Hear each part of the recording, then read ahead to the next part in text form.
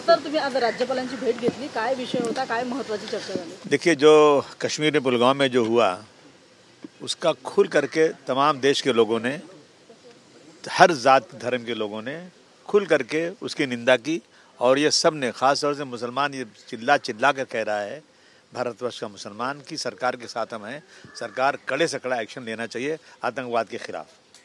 आतंकवादियों ने वहाँ जात पूछ के मारा। तो आप जानते हैं भारतवर्ष में क्या हो रहा है आज, हिंदू मुस्लिम को, ये जब से सरकार आई है ना, हिंदू मुस्लिम किया जा रहा है। आतंकवादियों को मालूम था, लगता है कि ये बात करेंगे ना तो देश के अंदर जो अशांति फैलेगी। उन्होंने वहाँ एक शोषण छोड़ दिया हिंदू मुस्लिम का, अगर छोड़ा उन्होंने, जो सच्चाई अगर है तो वो चीज़ अब ये हो रही है यहाँ पे। यहाँ के लोग जो हैं हिंदू मुस्लिम को आपस में लड़ा रहे हैं, जबकि वहाँ के लोगों ने, आदिल ने, नज़ाकत ने किस तरह से काम किया। जितने लोग गए थे सब चिल्ला चिल्ला कर कह रहे हैं कि वहाँ के मुसलमानों ने हमें बहुत मदद किया। भारतवर्ष के मुसलमानों के साथ जुल्म क्यों किया जा रहा है? एक आगरा के अंदर एक आदमी ने, जब मीडिया में आ रहा है, मैं तो नहीं जानता सच्चाई कितनी है, लेकिन उसने कहा कि ये जो है गौ रक्षा जो ग्रुप है उसने एक मुसलमान को मारा, हत्या की है, और कहा कि 26 को मारा है तो 2600 को मारेंगे। भाई, मुसलमानों ने कहाँ मारा है? भारतवर्ष के मुसलमानों ने तो नहीं मारा किसी को ना। और अगर किसी ने मारा भी तो उसको मारो ना, हमें क्यों परेशान किया? कल दादर के अंदर दुकान वालों को गिरा के मारा गया बुरी तरह से, यहाँ काम नहीं करने देंगे। देश के कोने कोने में कई जगह पे इस तरह की वारदातें हो रही हैं।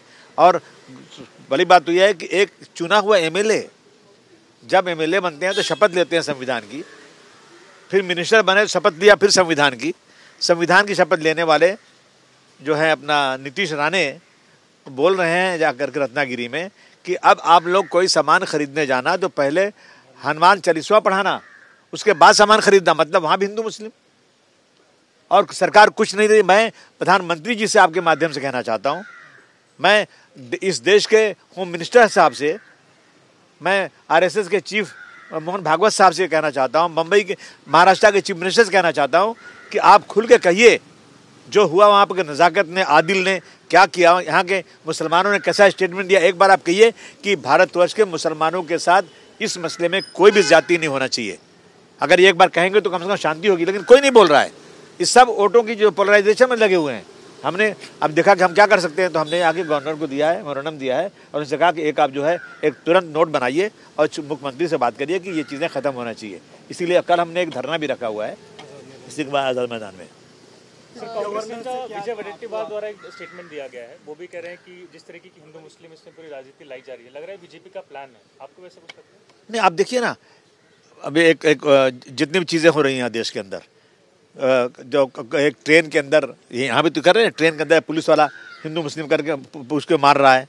कई जगहों पर मुसलमान कह के मारा गया है इसी देश के अंदर, कई जगह पे। और जितनी भी चीज़ें ये सरकार ला रही है सब मुसलमानों के खिलाफ। जो वक्फ बिल पास हुआ है, जो वो कानून मुसलमानों के खिलाफ है। मुसलमान चिल्ला रहे कि वो कह रहे हैं हम आपको फ़ायदा पहुँचाएंगे। भाई, हमें आप उसका फ़ायदा पहुँचाने वाले हो और हम कहते हैं हमें नहीं चाहिए फ़ायदा, आप क्यों उसको ला रहे हैं बिल? तो ये देखने के बाद पोलराइजेशन के लिए काम हो रहा है। पोलराइज करो और हिंदू मुस्लिम को लड़ाओ। मैं कहता हूँ इसको बंद कीजिए, देश इससे तबाह हो जाएगा। नितेश राणेंनी याच्यापूर्वी सुद्धा अनेकदा अशा पद्धतीची विधानं केलेली आहेत, पण मुख्यमंत्री याच्या संदर्भात काही बोलत नाही। तुम्ही मुख्यमंत्र्यांची भेट घेणार आहात? मैं स्पेसिफिक विषयासंदर्भात त्यांच्याशी बोलणार आहात? मैं मुख्यमंत्री से 2 बार मिल चुका हूँ, मुख्यमंत्री को लेटर दे चुका हूँ। उनके जो स्टेटमेंट आए थे हमारे मानकू शिवाजी नगर में, बोल रहे थे औरतों से लिपस्टिक लगाना छोड़ो, हाथ में तलवार उठाओ। किसके खिलाफ तलवार उठाओ? उसके बाद उन्होंने कहा मस्जिद में घुस के मुसलमानों को मारूंगा। तो ये सारी चीज़ें मुख्यमंत्री को बोल चुका हूँ मैं। तो मुख्यमंत्री से फिर बोलूँगा, फिर उनको क्या लेटर दूंगा मैं इधर कि भाई आप जो चुने हुए लोग हैं, आम आदमी बोलता है तो भी गुनाह है, लेकिन एक चुना हुआ आदमी शपथ लेकर के और मंत्री बना बैठा है, आप उसको मंत्री बना के मंत्री आपने बनाया और उसके ज़बान से इस तरह की बातें निकलती हैं, उस पर कहने की रोक लगाना चाहिए। मैं बोलूँगा इग्नोर कर रहे हैं, बिल्कुल इग्नोर कर रहे हैं। मुख्यमंत्री देख नहीं रहे क्या? एक छोटा सा मैंने स्टेटमेंट खाली इतना दिया उस दिन कि अगर पाकिस्तान का हाथ है तो उसके साथ जो है उस पर कार्रवाई करो। तो आपके टीवी वाले कहते हैं कि अगर क्या मतलब होता है? अरे अगर मैं तो नहीं देख रहा हूँ ना, अगर पाकिस्तान का हाथ है तो जरूर उसके साथ करो। ये जो है जानबूझकर के मुसलमानों को करना, और मुख्यमंत्री को, प्रधानमंत्री को सबको मालूम है, सबको पता है, एक चीज़ की इंटेलिजेंस है इनके पास, सब कुछ है, लेकिन उसके बाद ये लोग कुछ बोल नहीं रहे हैं। मैं समझता हूँ ये ठीक नहीं है। अब आदमी सर, जिस प्रकार से कांग्रेस के वरिष्ठ नेता हैं विजय वडेट्टीवार, वो कह रहे हैं जो आतंकवादी हमला हुआ, जिस प्रकार से धर्म पूछ के उनको मारा गया, क्या आतंकवादियों के पास उनके पास इतना समय था? क्या उनके आप बयान से सहमत है जिस ये- प्रकार से वो नहीं कह रहे, बहुत सारे लोग कह रहे हैं, बहुत सारे लोग कर देंगे सहमत होना नहीं, उन पे FIR क्या मेरे भी FIR कराना चाहते हो क्या? मैं सुनो, मैं सहमत बात नहीं है। बहुत सारे लोग कह रहे हैं, आदमी के दिलो दिमाग में बात एक आती है कि जब आतंकवादी आया बंदूक लेकर के और उस वक्त हाथ में बंदूक है, मारना है और सिक्योरिटी आ सकती है, उनको खुद मार सकती है, पकड़ सकते हैं, लेकिन इनके पास इतना समय था कि आराम से एक आदमी को वो जो है पूछ रहे हैं, वो कपड़ा उतार के चेक कर रहे हैं और फिर मार रहे हैं।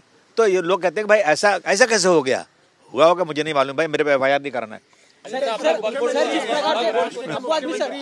जिस प्रकार से कांग्रेस के नेता, जो जम्मू कश्मीर के कांग्रेस के नेता कह रहे हैं कि जो ये हमला हुआ है उसकी बातचीत पाकिस्तान से करना चाहिए, ना कि वॉर एक समस्या है, ना कि हल निकाल सकते हैं। देखिए ऐसा है कि सारी पाकिस्तान से बातचीत करना चाहिए हल निकालने के लिए। नहीं, देखिए ऐसा या है, वॉर ही एक नहीं ऐसा है कि सारी पार्टियां मिलकर जो तय कर रही हैं, हम सब उनके साथ हैं। पूरा देश का एक एक मुसलमान, एक एक बच्चा, हर धर्म का बच्चा अपने देश के लिए जान देने को तैयार है। सरकार तय करे क्या करना है, सरकार के साथ सब खड़े हैं, कोई इसमें अपोज नहीं कर रहा। आतंकवाद खत्म होना चाहिए, परंतु इसको जो है ना जबरदस्ती राजनीति में नहीं लाना चाहिए। चाइना जो है अब खुल के पाकिस्तान के समर्थन में आ रहा है, क्योंकि पूरा देश, लगभग कई देश जो है भारत के सपोर्ट में, लेकिन चाइना जो है एकमात्र ऐसा देश है जो पाकिस्तान के समर्थन में।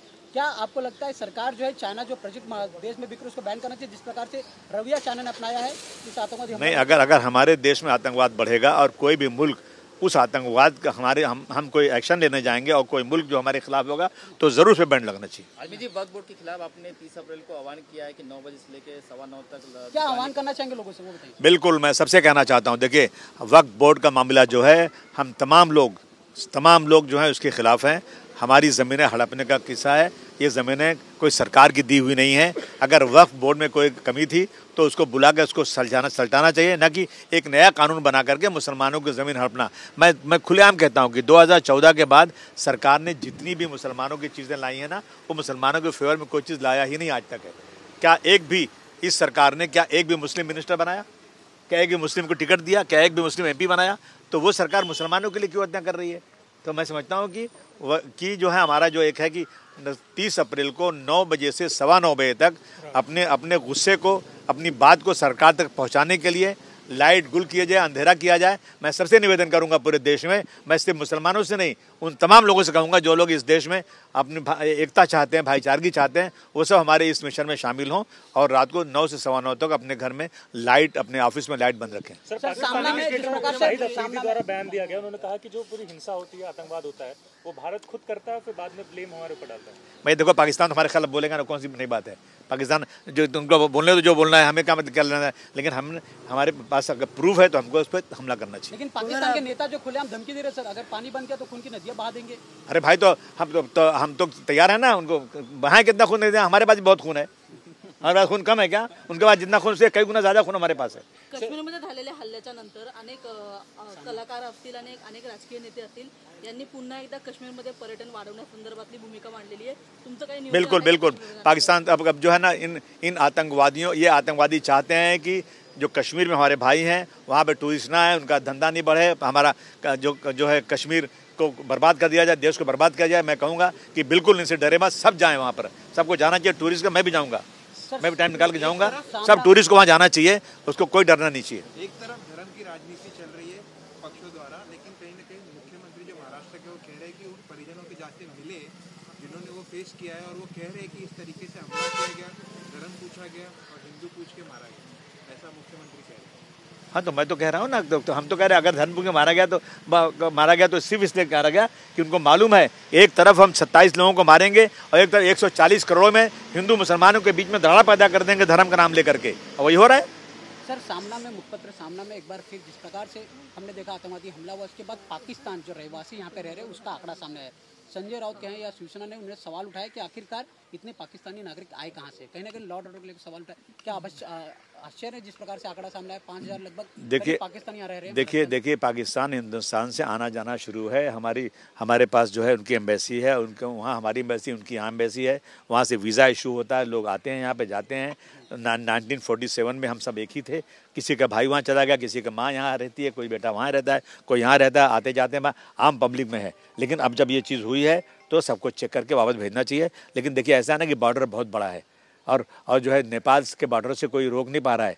हमने कोई ऐसी शक्ल निकालना चाहिए कि नेपाल के बॉर्डर से भी कोई आ करके भारत में घुसने ना पाए। बहुत सारे लोग आ जाते हैं ऐसे ही, किसी न किसी बहाने से घुस जाते हैं अंदर।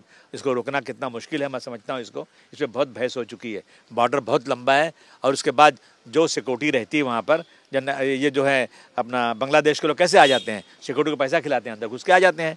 तो उसको रोकने के लिए सरकार को कोई कड़ा कदम उठाना पड़ेगा। अगर ये दहशतगर्द वहाँ से आ रहा है, उसको रोकने के लिए बहुत ज़रूरी है। सर, आपने सरकारी पॉलिसी का जिक्र किया। इन दोनों चर्चाएं न्यू एजुकेशन पॉलिसी को लेकर हैं, क्योंकि जानकारी सामने कि कक्षा 7 की जो सिलेबस है उसमें से मुगलों का इतिहास, दिल्ली सल्तनत का इतिहास हटा के अब उसमें महाकुंभ और बेटी बचाओ बेटी पढ़ाओ जैसी योजनाओं के बारे में जानकारी दी जा रही है। नहीं, ये बेटी पढ़ाओ महाकुंभ को लाओ, लेकिन पुराने इतिहास को मिटाने से कुछ होगा नहीं। इतिहास मिटता नहीं। इतिहास जो है इतिहास, उसे रहने दीजिए। उसको हटाने से क्या मतलब है? नफरत की क्यों कर रहे हैं? जो चीज़ें हुई हैं वो इतिहास लोगों को मालूम पड़ना चाहिए सच्चाई क्या है।